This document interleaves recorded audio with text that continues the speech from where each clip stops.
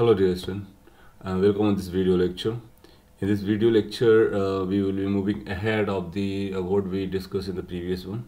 In previous one, we were talking about some basic important functions which are very important for physics questions or solving the questions in physics.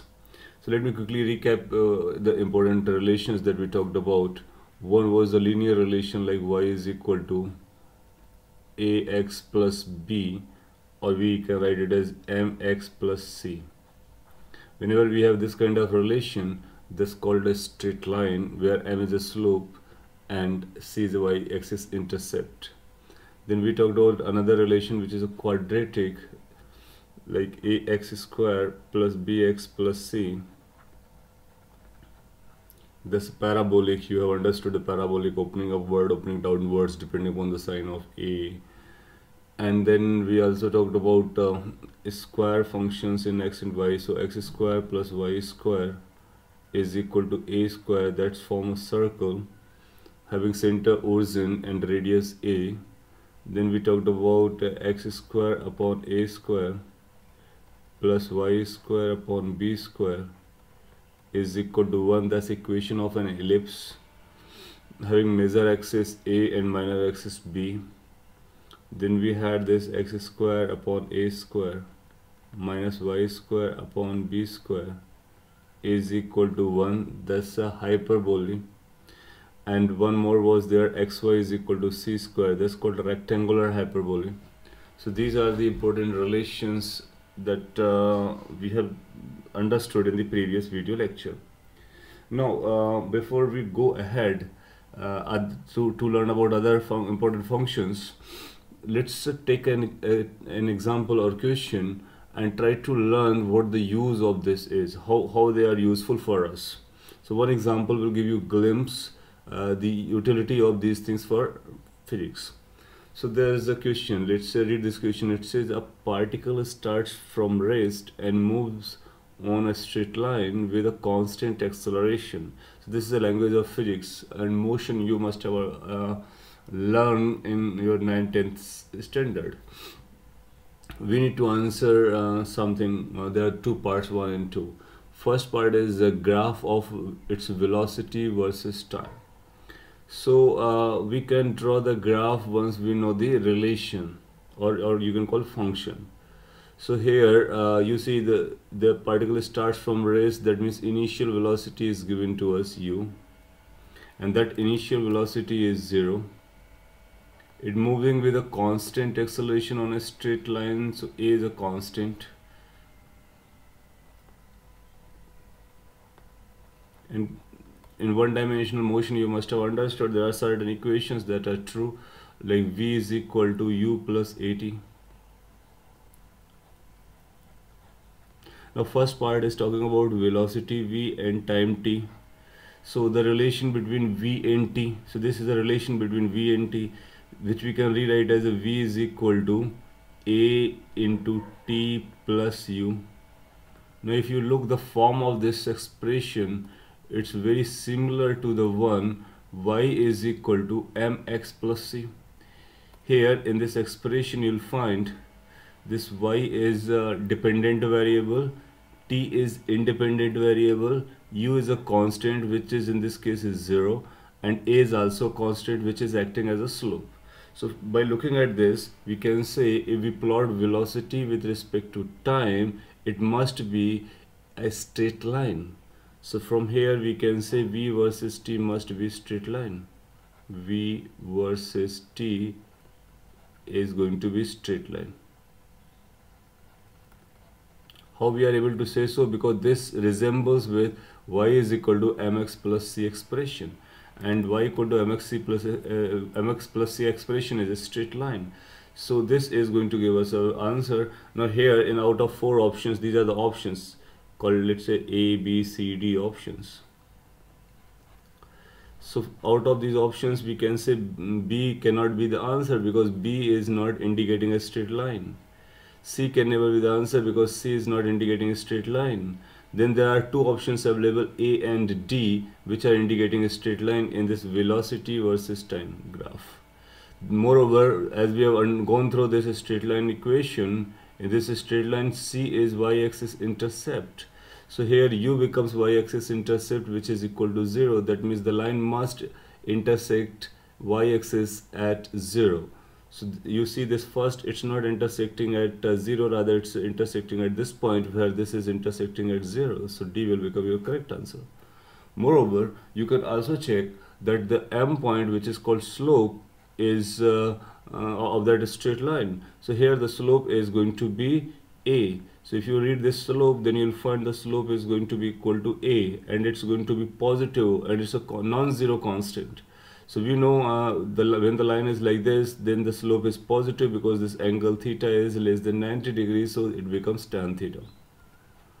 Now again we can say A part cannot be the answer because for this the slope is 0.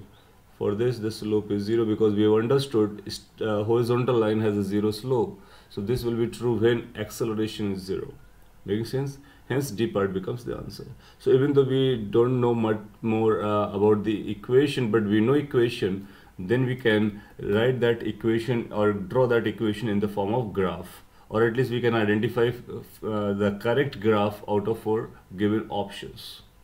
Making sense? So here you can see it's entirely based on this equation, which is resembling with y is equal to mx plus c.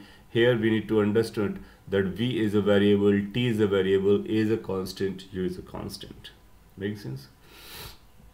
Similarly, there's a second part which has also come in some engineering examination.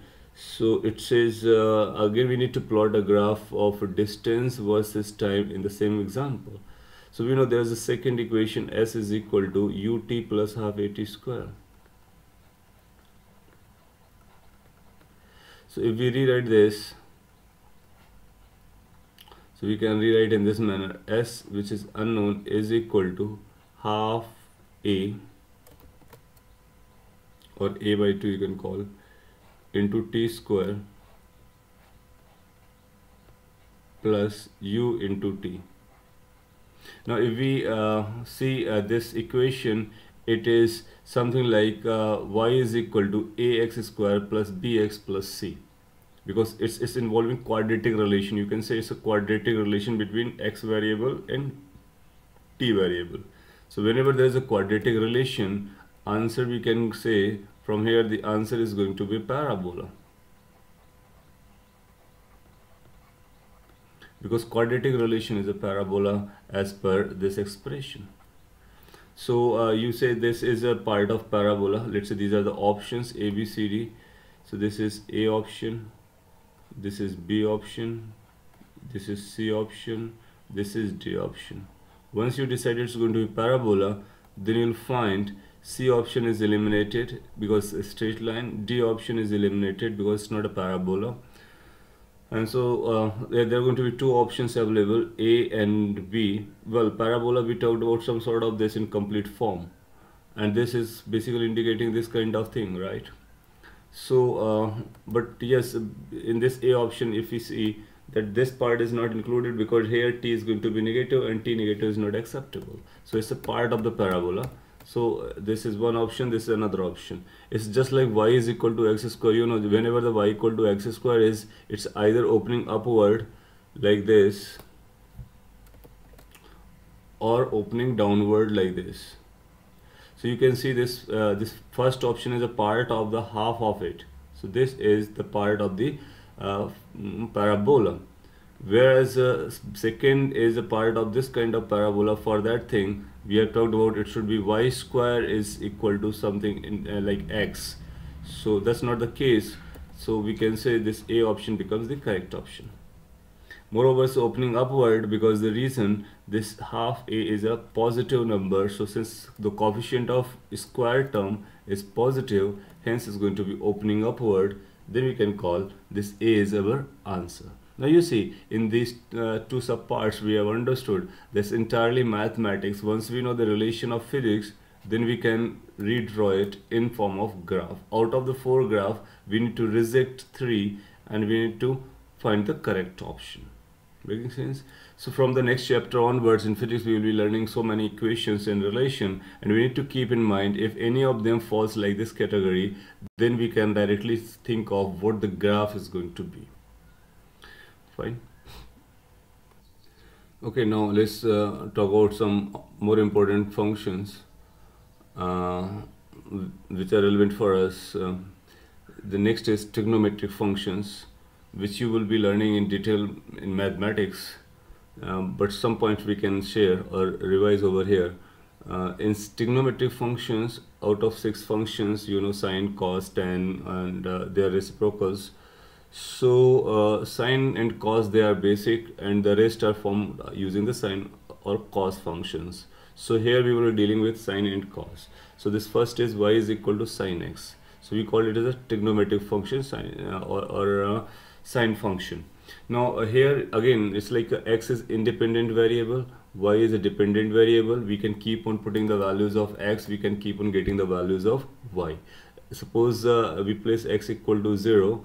If we place x equal to 0, that means this is independently chosen, then y will become sine 0, and sine 0 is 0, so y will be becoming 0. That means 0 comma 0 will be a point from where it will be passing through. Similarly, we can keep on writing the values of x, and we will keep on getting the values of y. Then we can place all the points on the graph. Then the graph comes out to be like this. So that's a graph which is given by this thing. So it is starting from let's consider from this origin. So it goes like this, reaches to maximum at pi by 2, then drops down to 0 at pi, then goes to negative and becomes this minimum or a maximum downside at 3 pi by 2, and then again becomes 0 at 2 pi. Now this is plotted between 0 to 2 pi. Now this 0 to 2 pi is the sine graph, and this keeps on repeating for further values of x. So if we say this x continues, even though we can keep this x continued, then you will find this is going to be moved like this, and it will be repeating itself. Similarly, it will be moving like this and will be repeating itself. So this moves on along the all values of x. Now here, what are the values of x that we can choose? We can have, that's called domain. These are mathematical language. So for sine function, sinusoidal function, domain is from minus infinity to infinity. That means this can run from minus infinity up to infinity. We can take all the values of x, right? So x can take all the values, but y will be y, which is outcome. That's a dependent variable. This y cannot take all the values. When we place all the values of x, we will find that y will be limited between -1 and 1. So this graph can never reach to this location because that's going to be more than 1. Neither going to go here because it's going to be even less than -1. So we can say this runs from -1 to 1. For us, this is very important condition, and that's we are going to use. So we can always claim, no matter what the value of x you are choosing, this is always going to be less than equal to 1. So it cannot be greater than 1. That's the point. And this has to be less than equal to 1. Moreover, this is going to be greater than equal to -1. That means it can never be less than -1. So that's a limit or range. That's called range. So range of the function is -1 to 1. Domain is from minus infinity to infinity. That you can remember. And some few points we can remember, that is 0 on 0. It's at pi by 2, which is 90 degree basically. It's 1. That's the maximum value. And 3 pi by 2, it's -1. Again you will find next is going to be 5 pi by 2, somewhere there. At 5 pi by 2, you will be finding that is going to get again this one value. Similarly here you will find somewhere minus pi by 2. At minus pi by 2 you will get it a -1 back, right? So this keeps on changing. Considering this pattern, we can find all the values of this sine function. That means values of sine function at all values of x. Making sense? So this is an important part of it. And this at pi, integral multiple of pi, it becomes 0. So we can remember this as a result. Sine n pi is always 0, where n has to be integer. Here n is integer, that means it takes value 0 plus -1 plus -2 and so on. So it becomes 0. And at odd multiple of pi by 2, it's either 1 or -1 depending upon the sequence. So we can check that sequence as well. Other basic points related to you must be knowing.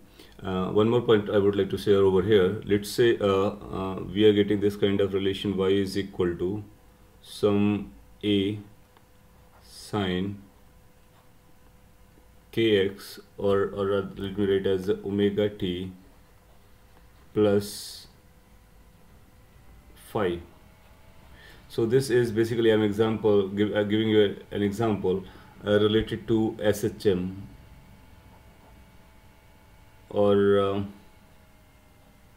simple harmonic motion of a particle. Later on you are going to learn about it, and that simple harmonic motion of a particle has equation y is equal to a sine omega t plus phi. You will find here a is going to be constant, omega is a constant, phi is a constant. Two variables are y and t. Just like here the two variables were there, y and x, but this x has been modified a bit. So what this is going to tell us, this is going to tell us that the value of this sine function is from -1 to 1. That means this will claim, or from here we can claim, that this y will be greater than or equal to -1, less than minus a, less than equal to a, because this is 1 and multiply with a, so that becomes a. That means maximum value of y. So from here we can deduce y max is going to be equal to a, and y min is going to be equal to minus a. So this is one thing that we can easily reduce from this particular expression. Moreover, if there's a phi term is coming, so that phi term will say whatever the sine graph is, that graph is get shifted, right? So I'm not going to go into detail of this, but what I can say, let's say out of this relation which is given over here, if somebody says plot this y is equal to let's say sine x plus pi by 6, so that means something is being added up, right? So we say when we place x equal to 0, then y will not be delivered as a 0, but y will become sine pi by 6. So that means this entire graph has to be shifted in this direction by the amount which is written over here. So either you shift the graph in this direction, or you shift this axis, y-axis, in the otherwise direction, right? So this is pi by 6, so you can draw new y-axis which will be passing through here. So you say this is your new y-axis. So if this is new y-axis, then forget the original one, and this will become the graph for this equations. So my point is, whenever something is added with this x, so whatever the amount that has been added, you shift this y-axis in the direction of plus x by that amount. So I have substituted this by pi by 6. So whatever, keeping the same graph, shift only y-axis, then you'll find the new graph with respect to the new axis is going to be the graph of this equation. Similarly, if I place a minus over here, then you shift the y-axis in negative side, and you will get your new equation, or a graph for that new equation, right? So in SHM, simple harmonic motion, we will be using this sine curve, and we will be having this phi value. This phi value is going to be a constant, just like pi by 6 over here. Then you will find it will be shifting the graph from one location to another, or you can say it's going to be shifting, or it will be equivalent to shift y-axis. If the positive term has been added, then y-axis will be moving towards positive x. If negative term has been added, then it will be moving towards negative x, and by the amount it is mentioned over here. Making sense? So this is one of the mathematical property that we are going to use later on in detail, and the rest of the values of sine you know from the trigonometry, and otherwise we will be keep on learning over the time when calculations, or we will be doing some questions. Very similar to this sine function, we have cosine function which is called cos x. Again, the values of x that can run, that's domain, is from -infinity to infinity. That means x can take, this is read as x belongs to this interval that runs from -infinity to infinity, excluding both. And the range, if we say range, that means value of y, so y belongs to -1 and 1. When we place a big bracket, then they say they exclude the extreme points, so y can have a value from -1 to 1. So that's a domain, that's a range. From here we can also say this cos x is always less than equal to 1 no matter what the value of x you're opting, and it's greater than equal to -1. So graph is between two lines, upper limiting line is 1, lower limiting line is -1. So this is graph that has been shown over here.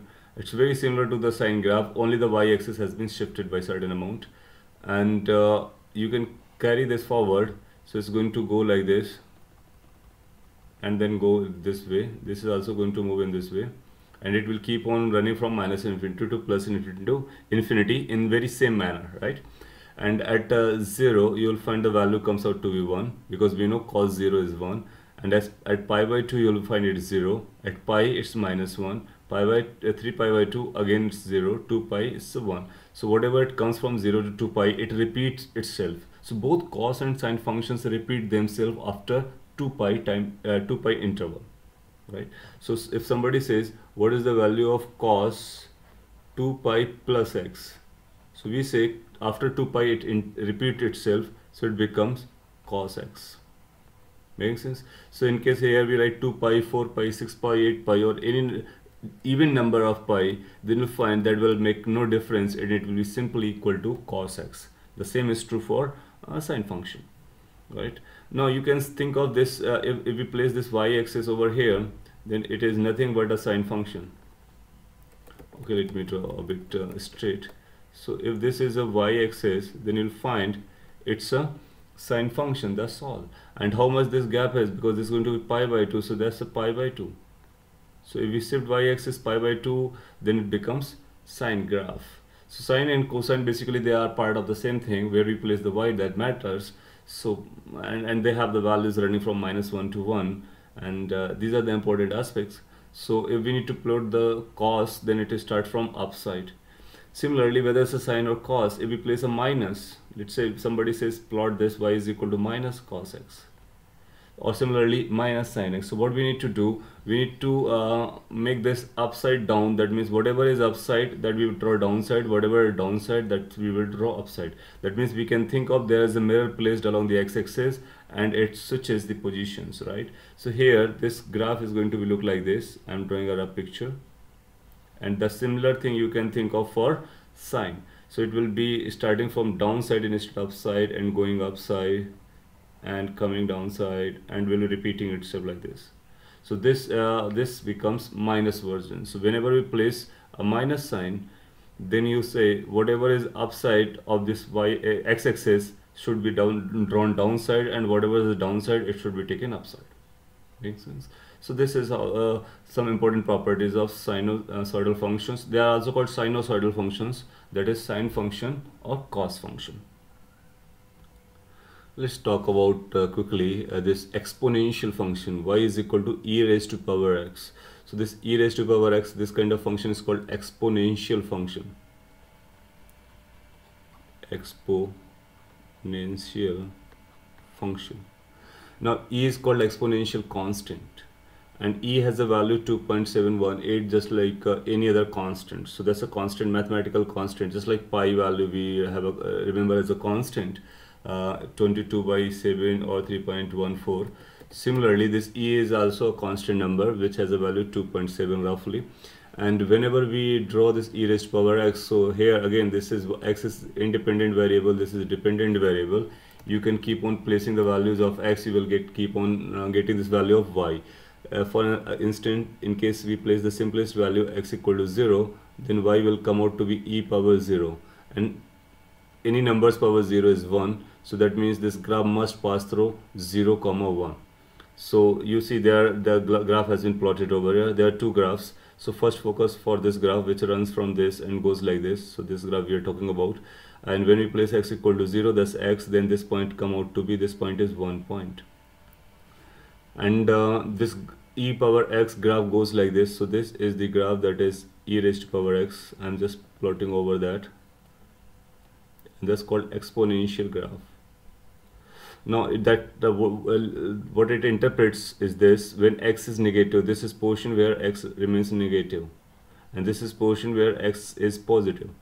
So when x is negative, then you'll find the value is going to be less than 1, and at x equal to 0 its value is 1. When x becomes greater than 1 its value is more than 1, and its value increases very rapidly. That's why it's called exponential. Generally if I draw like this graph, so that's increasing slowly because it takes more x to get the same value, whereas for that x it becomes higher value for this exponential function. Making sense? I'm explaining roughly. So this is called exponential because it's rising rapidly. And so we can remember these values like e raised to power x is less than 1 if x is negative, e raised to power x is greater than 1 if x is positive. Moreover, what the x value you can give in this expression, you can take x value running from minus infinity to infinity. That means here the domain runs from minus infinity to infinity. That means it can take all the values. However, y, that is range you cannot get all the values as a range. When x goes to minus infinity, then you'll find it tending to 0, so it becomes 0. So it starts from 0, but 0 is hardly achievable, and it runs to infinity. So 0 to infinity, that's the range of it. So we can remember another limiting location, that means x e raised to power x when x tending to minus infinity. This is how it's written. So we read it as x tending to minus infinity. So x is approaching to minus infinity. At that situation, this is equal to, or this tends to 0. Or if you want to write in short, we can write e raised to power minus infinity is equal to 0. And proper mathematical writing is this: lim limit, that's read as limit x tending to minus infinity, e raised to power x tends to 0. Similarly, when we say e raised to power x, keeping the limit x tending to plus infinity, so this you'll find tends to highest value or higher value, that's called infinity. Or in rough sense, we can write e raised to power infinite tends to infinite, or is equal to infinite. So these are the two extreme locations or values we need to keep in mind. And in physics we are going to get several expressions in which we will find that exponential functions will be coming. So that will give us idea how the y changes when x is being changed, right? When x is negative, negative, then it's less than 1, and when it's more than 0, that's positive, then you'll find it's going to be growing rapidly. Now if we replace this x with minus x, so you'll find e raised to power minus x graph is going to be some sort of this, which is given by this red color. So whenever we substitute, basically there's a idea of mathematics. Whenever we replace x by minus x, so what we do, we imagine a mirror along the y-axis and change. That means we flip this, left hand side portion goes to right hand side and right hand side portion goes to left hand side. So for this substitution we always do the same. So that means e raised to power minus x will appear like this. When x becomes plus infinity, you place here, so it becomes e raised to power minus infinity, so it will be matching to this. And in this side, when x becomes minus infinity, then you place minus infinity in place of x, so this becomes e power plus infinity, so it will be matching with this. Making sense? So if you remember the one, another can always be identified because it is substituting x as the minus x. Whenever x is substituted as minus x, so along this y-axis, it is flipped from both sides or exchanged from both sides. So that exponential function has to be remembered, like e value, how the graph looks like, how their values are, and what are these extremum values, what is the domain, what is the range. So these things has to be kept in mind. And finally there is another function, or we can call it the last function that we are going to discuss, is logarithm function or log function. Now log function is written like this: y is equal to log of x. So that is how y and x are related with this function called log. Whenever we write log, So there are some notations. If we write simply this, that is going to indicate for us this is log on the base 10. So we write a quantity over here that's called base. So log base 10 x. This can also be written as y log x with the base e. When we place the base e, then we write it in short, it's written as simply ln x. So when we called y is equal to ln x, that means it is a log function having the base e. E is the exponential function that we have already talked about. So these two are popular. In physics, we are going to find this more frequently, and whenever we find the above one, so we need to think of that's based on the base 10. Moreover, there can be any base like 2, 4, 6, or we can have any base for that matter, but popularly we use this. Now how this y will be varying with respect to x, so that's a logarithm function. Overall idea of this can be found from this particular graph. In this graph, this is x, this is y, some scale have been drawn over here, and there have been drawn so many logarithm function at the same instant. So log base 10 is going to be this downside graph. Log base e, that is ln x, is this pink curve, and at the base 2 it goes upside. Anyway, we need to focus any of them. So it starts from this minus infinity, you can think of, and rises very rapidly, reaches to 1. All the bases they reach to 1 simultaneously. That means when this is 1, x is 1, then answer come out to be 0, and then it goes like this, and it goes to infinite when x becomes infinite. Making sense? So one thing that we can found from here, that the when if x is equal to 1, then y turn out to be 0 no matter which base we are using. Making sense? And another point is like this: when x tends to 0, when x tends to 0, then we find y tends to minus infinite. So y value is touching to minus infinite. So that's one of the limiting condition we need to remember. Moreover, when x tends to plus infinite, then y tends to plus infinite. So at the highest largest values of x, this achieves to largest values of y. Moreover, we can think of what the domain is. So domain, that means in this x can run from where to where. You can say x can run from 0 onward, and 0 is excluded, and it goes up to infinite. So that means it cannot take all the values of x, it can take only positive values excluding 0.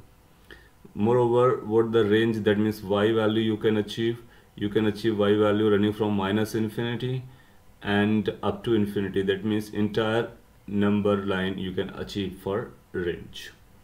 Okay, and when x is less than 1, then you will find its value negative. That means y is negative if x is less than 1, y is positive if x is greater than 1. So these positive negative values, they are true for all the bases no matter which base we are using. You can see the graph tells everything, right? So these are the basic information about logarithm function, and there are going to be a lot of properties of log function which you will be dealing in mathematics in quite a detail. Some of them I can write over here, which are very frequent and important as well. So if you are going to get, I'm not going to write in terms of ln. So if it is written y is equal to ln x, or which is basically log base ex, so this can be converted into exponential function. So whatever the base is, that becomes the base for the power. So this can be written as x is equal to the base and then raised to power y, which is over here. So this is true both ways. So if you have this kind of relation, you can take log both side and can get converted to this, or this can be converted to this. So this is one of the important property. That means logarithm function and exponential function, they are exchangeable. And other properties of log include like this: if we have ln, let's say a product of two things, let's say we have x1 and x2 as a multiplication. So this multiplication can be segregated like ln x1 plus ln x2. This popular property that we use. Similarly, ln if we have x1 divided by x2, so this can be written as ln x1 minus ln x2. Moreover, if we have this kind of things, ln x1 power or x power, let's say a, so this whatever the power is, that power comes in front, so that's a times ln x. These are the properties of logarithm we are going to use or find frequently in use, and there are going to be other properties as well that you will be learning later on, and as and when we are going to encounter those functions, we will be explaining those properties. So here in this slide you need to think that what the basic variation of logarithm is. It starts from minus infinity, reaches to infinity, and at x equal to 1 it becomes 0. It's a negative as well as a positive, right? So if you have these general thing in mind, it will help us to visualize many things in physics. So that's all for this video. In this video we have talked about some example, and then we talked about sinusoidal functions, sine and cos, their variations, that exponential and logarithm functions. So basic of functions, now it's done, and in the next video lecture we will be talking about differentiation, and then after we will talk about integration. Well, so that's all for this video. Thank you for watching. Have a great time.